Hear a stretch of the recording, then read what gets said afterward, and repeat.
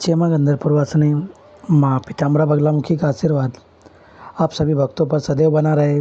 भक्तजनों, अगर आप जीवन में बहुत परेशान हो गए, जगह जगह पूजा पाठ, हवन, अनुष्ठान या यूँ कहें जिसने जो बताया आपने वही किया लेकिन परिणाम शून्य रहा है, तो आप माँ पीताम्बरा बगलामुखी की दीक्षा लेकर के स्वयं साधक बने और अपने साधनाओं के माध्यम से जीवन में आने वाली समस्याओं को हल करें।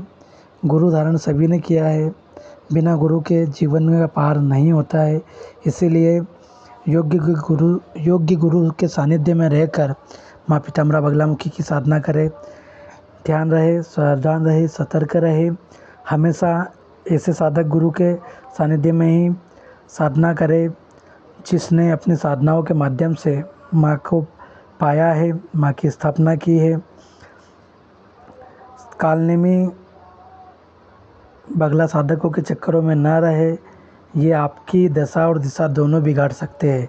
इसीलिए जब भी किसी से अपना पूजा पाठ, हवन, अनुष्ठान करवाए तो योग्य साधक से ही करवाए, जो दीक्षित हो, जिसके गुरु अच्छे हो। सभी पता करने के बाद में ही हमको यज्ञ, हवन, अनुष्ठान या दीक्षा प्राप्त करनी चाहिए। ऐसा नहीं है कि हमने यूट्यूब, सोशल मीडिया पर देखा और संबंधित बगला साधक से हमारा कार्य करवा लिया। यह आपके लिए घातक हो सकता है, क्योंकि आज के समय में बगलामुखी के नाम पर भी कालनेमी घूम रहे हैं, जिनके न तो गुरु का पता है, न ही उनको माँ से कोई मतलब है। क्योंकि एक अच्छा साधक आपको अच्छा सा मार्गदर्शन करेगा, न कि सिर्फ और सिर्फ धर्म को धंधा बना करके आपको लूटने का प्रयास करेगा। इसीलिए आप जीवन में परेशान हो गए तो पहली प्राथमिकता आपकी यही है कि आप माँ पीताम्बरा बगलामुखी की दीक्षा की तरफ अग्रसर हो और माँ की साधना आराधना करें। किसी कारणवश आपको अच्छे गुरु साधक नहीं मिल पा रहे हैं तो आप माँ पीताम्बरा बगलामुखी को नित्य दीपक लगाएं और माँ से प्रार्थना करें आपको गुरु धारण करने हेतु, और माँ का अष्टोत्तर सतनाम करें। जब आप माँ के अष्टोत्तर सतनाम को करते हैं संकल्प लेकर के, तो नियम पूर्वक जब आप करते हैं तो निश्चित रूप से माँ आपको मार्गदर्शन भी प्रदान करती है। और जिस कार्य से आप परेशान हैं, उस कार्य से आपको किस प्रकार से बाहर निकलना है, उस समस्या से किस प्रकार से बाहर निकलना, आपका कार्य किस प्रकार सिद्ध होगा, उसका मार्गदर्शन का संकेत भी माँ प्रदान करती है। इसीलिए कालनेमियों से बचकर और योग्य साधक गुरुओं के माध्यम से ही अपना हवन अनुष्ठान कंप्लीट करवाए, जिन्होंने अपनी साधनाओं के माध्यम से माँ को पाया है। आज हम बात करेंगे माँ बगलामुखी के एक ऐसे गुप्त हवन के बारे में जिसके माध्यम से आप शत्रुओं का नाश और आपके कार्य को सिद्ध भी कर सकते हैं। भक्तजनों, आज हम बात करेंगे माँ बगलामुखी हवन के उस रहस्य की जिसे हर कोई नहीं जानता, लेकिन जो जान ले उसकी साधना कभी निष्फल भी नहीं जाती है। लेकिन क्या आप जानते हैं, माँ बगलामुखी मंत्र जप से भी अधिक महत्वपूर्ण हवन में सामग्री की संख्या होती है। संविदा का चयन करना बहुत महत्वपूर्ण होता है, क्योंकि जिस प्रकार की हमारी मनोकामना होती है उस प्रकार की ही संविदा उसमें डलती है। आहुतियाँ कितनी संख्या में डालनी है यह तो सबसे महत्वपूर्ण होता है। इसी को तंत्र में कहा गया संख्यान तंत्र है, अर्थात संख्या के अनुसार प्रत्येक वस्तु या विषय का निर्धारण किया जाता है। आज हम आपको बताएंगे शत्रु का स्तंभन, किसी का वशीकरण, धन लाभ या भय निवारण, सर्वकामना सिद्धि के लिए आपको कौन सी हवन सामग्री का उपयोग करना है, कितनी संख्या में आपको हवन की आहुतियाँ डालनी है, कौन सी लकड़ी अर्थात संविदा का उपयोग आपको करना है जो आपको कार्य सिद्धि की ओर ले जाए। भक्तजनों, माँ बगलामुखी को स्तंभन शक्ति की देवी कहा जाता है। तंत्र शास्त्रों में स्पष्ट कहा गया है कि यत्र संख्या तत्र शक्ति, अर्थात जहाँ पर संख्या निर्धारित किए हो, संख्या के हिसाब से पूरी पूजा विधि, हवन, अनुष्ठान किया गया हो, वही शक्ति जागृत होती है। इसीलिए माँ बगलामुखी साधना में 8, 9, 11, 27 और 108 इन संख्याओं का विशेष महत्व बताया गया है। और ये संख्याएं अर्थात प्रभावशाली भी मानी गई है। यदि आपका उद्देश्य है शत्रु की वाणी, बुद्धि और षड्यंत्र को रोकना, तो आपको इसके लिए संख्या जो आपकी आवश्यक है वह होनी चाहिए 108। 108 यह संख्या में ही आपको हवन की आहुतियाँ डालनी होगी। और सामग्री क्या होगी? सामग्री होगी पीली सरसों, हल्दी, चने की दाल, पिसी तिल का तेल, जो श्वेत तिल होता है उसको हल्दी से रंग लिया जाता है तो पीले हो जाते हैं। पीले तिल, गूगल, राल, पिताक्ष, भस्म, यह सब सामग्री इसके लिए बताई गई। इसके लिए जो लकड़ी संविदा का उपयोग किया जाता है वह भी एक विशेष संविदा बताई गई है, तो वो है खेर और पीपल की संविदा आपको उपयोग करना है। खेर को तंत्र में स्तंभन और नियंत्रण की लकड़ी माना गया है। यदि आपकी कामना है मानसिक आकर्षण, सौहार्द या पारिवारिक मधुरता, तो आपको फिर संख्या होगी 108, 1100 या 2700। इस संख्या में ही आपको आहुतियाँ डालनी होगी। और उसके लिए हवन सामग्री क्या होगी? हवन सामग्री होगी मिश्री, शहद, केसर, इलायची, पीली कोड़ी। यह वह कोड़ी है जिसको लक्ष्मी पूजन में उपयोग किया जाता है। उसको पीले हल्दी से रंग करके उपयोग कर सकते हैं। और उसके बाद हल्दी तो है ही, गूगल भी होना चाहिए, कपूर भी होना चाहिए। उसके लिए जो हवन करने की सुविधा हो, लकड़ी हो व चंदन की हो तो बहुत ही उत्तम है। अगर चंदन उपलब्ध ना हो तो आम की संविदा का उपयोग उसमें कर सकते हैं। लेकिन ध्यान रखना, यहाँ इस बात का विशेष ध्यान रखें कि यह हवनात्मक प्रयोग धार्मिक और सात्विक उद्देश्य के लिए ही किया जाना चाहिए। यदि आपको आर्थिक संकट है, धन की समस्या है, या धन आने में रुकावट आ रही है, या कर्जा बढ़ता जा रहा है, व्यवसाय में बाधाएं, या फिर आपकी जो संख्या निर्धारित की गई है वह 18,000, 9,000 या 2700, इतनी संख्या में आपको एक संख्या का चयन करके आहुतियाँ डालनी है। आपकी हवन सामग्री क्या होनी चाहिए, हवन कैसी होनी चाहिए, ये भी आपको विशेष ध्यान रखना है। जैसे हल्दी, पीली सरसों, गुड़, चावल,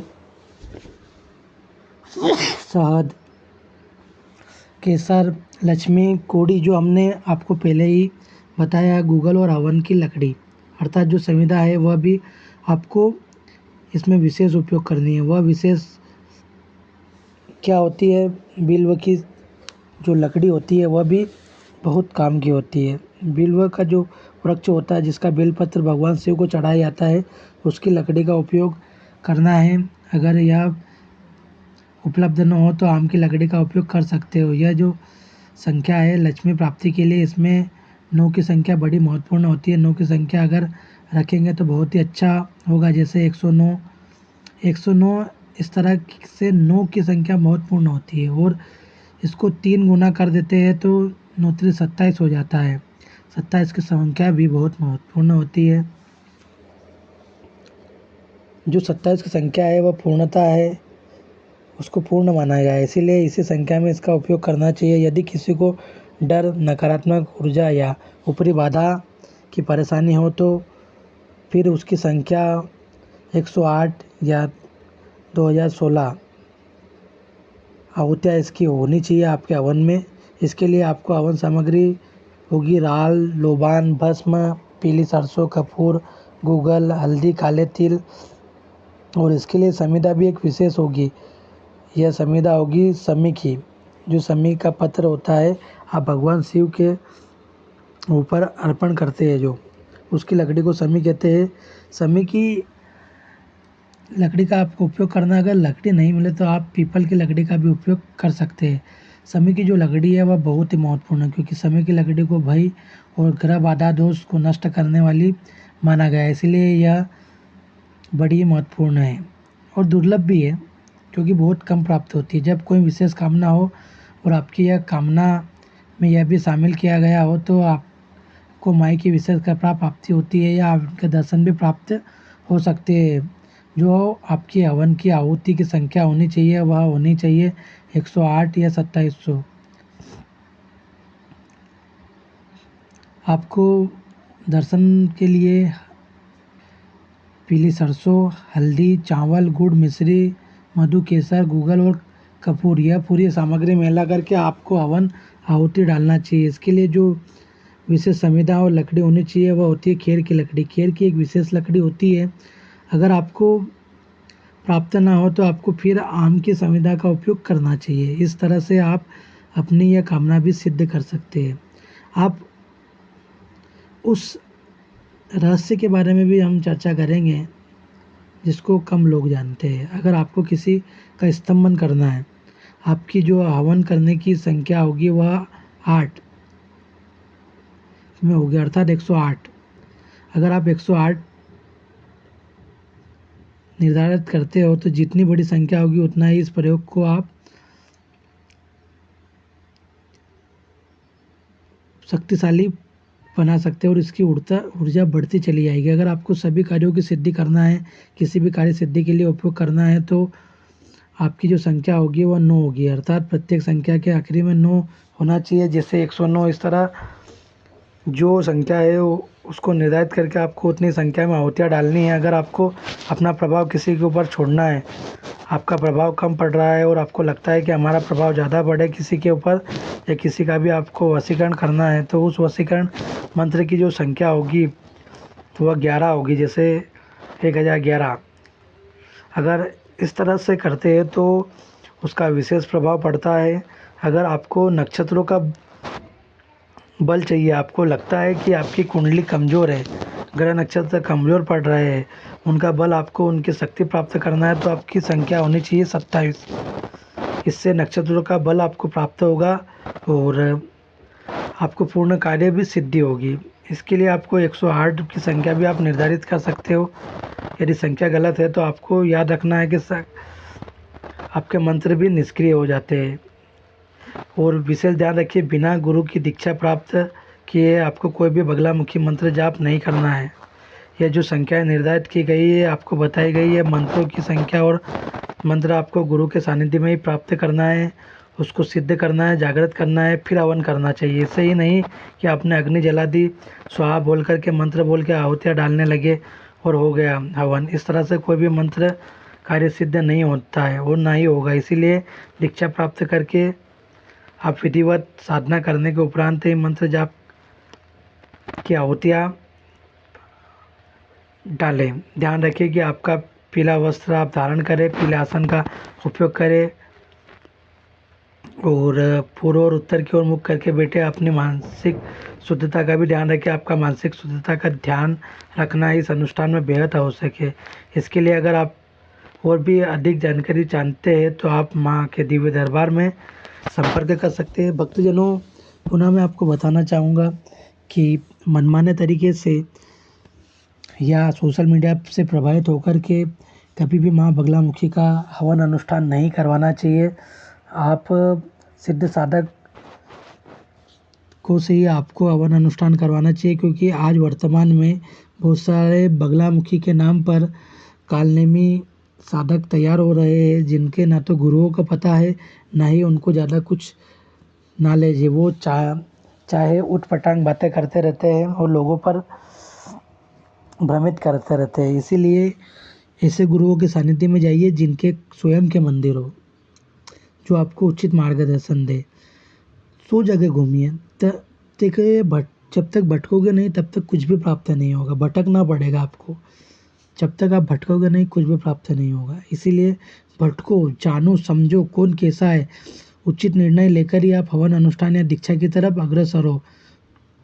अगर आपको जब तक गुरु नहीं मिलता है ऐसा, तब तक आप माँ पीताम्बरा बगलामुखी के नाम पर दीपक जलाएं और माँ का अष्टोत्तर सतनाम करें और माँ से प्रार्थना करें कि आपको गुरु प्रदान करें। माँ पीताम्बरा बगलामुखी की दीक्षा हवन अनुष्ठान के लिए माँ के दिव्य दरबार में संपर्क करें। जय माँ बगलामुखी, जय श्री महाकाल।